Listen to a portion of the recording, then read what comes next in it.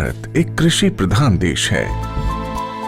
भारतीय अर्थव्यवस्था में कृषि एक मुख्य स्तंभ की तरह है और हमारे किसान अन्नदाता।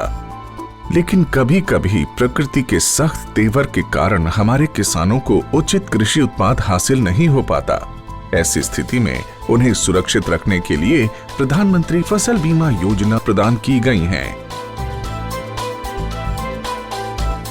प्रधानमंत्री फसल बीमा योजना को किसानों तक पहुंचाना और उन्हें लाभान्वित करने का काम बैंक और राज्य स्तरीय बैंकर समितियां यानी SLBC की हैं।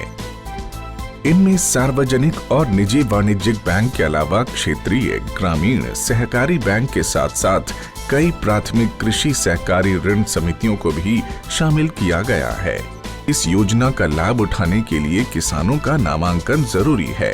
इस समय 540 बैंक की 1.5 लाख शाखाओं के द्वारा किसानों का नामांकन किया जा रहा है। प्रधानमंत्री फसल बीमा योजना एक कारगर उपाय है। ये हमारे लिए सुरक्षा कवच की तरह है। फसल अगर बर्बाद भी हुई तो भी हमें मुआवजा मिल जाता है। जमीनी स्तर पर की गई समीक्षा और अध्ययन के आधार पर कृषि मंत्रालय भारत सरकार की योजना प्रधानमंत्री फसल बीमा योजना में कई बदलाव किए गए हैं। इस बदलाव के कारण किसानों की समस्याओं का निदान कर उन्हें और सशक्त बनाया जा सकेगा। इसके अलावा SLBC और बैंकों के कार्यों और भूमिकाओं को और अधिक विस्तृत किया गया है। इसके अंतर्गत प्रधानमंत्री फसल बीमा योजना में किसानों का नामांकन अब उनकी इच्छा पर निर्भर है। वो नामांकन के लिए स्वतंत्र हैं। ऋणी किसान प्रधानमंत्री फसल बीमा योजना से बाहर निकल सकते हैं। राज्य सरकार द्वारा अधिसूचित फसलों पर अल्पकालिक फसली ऋण किसान क्रेडिट कार्ड द्वारा प्राप्त करने वाले ऋणी किसान फसल बीमा योजना के नामांकन कट ऑफ की तारीख से कम 1 सप्ताह पहले संबंधित बैंक शाखाओं में एक घोषणा पत्र प्रस्तुत करके योजना के दायरे से बाहर हो सकते हैं।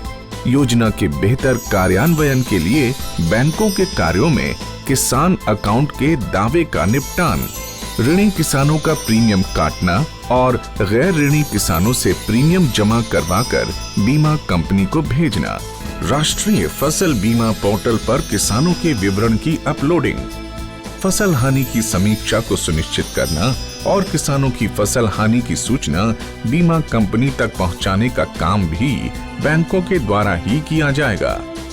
इसी प्रकार योजना को क्रियान्वित करने वाले बैंक योजना से संबंधित विशेष जागरूकता अभियान को समय समय पर ऋणी और गैर ऋणी किसानों के लिए आयोजित करेंगे। ऋणी किसानों को योजना में भाग लेने के लिए उन्हें कॉल या SMS के द्वारा भी संपर्क और सूचित किया जाएगा।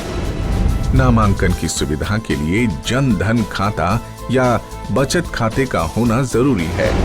गैर ऋणी किसानों का बैंक में खाता मौजूद नहीं है तो पहले उनका बचत खाता खोलकर सभी सुविधाएं दी जाएंगी। बैंक की शाखाओं को घोषणा पत्र की हार्ड और सॉफ्ट कॉपी को भविष्य में पत्राचार के लिए संभाल कर रखना होगा और उसकी एक कॉपी या एक्नॉलेजमेंट किसान के हवाले किया जाएगा।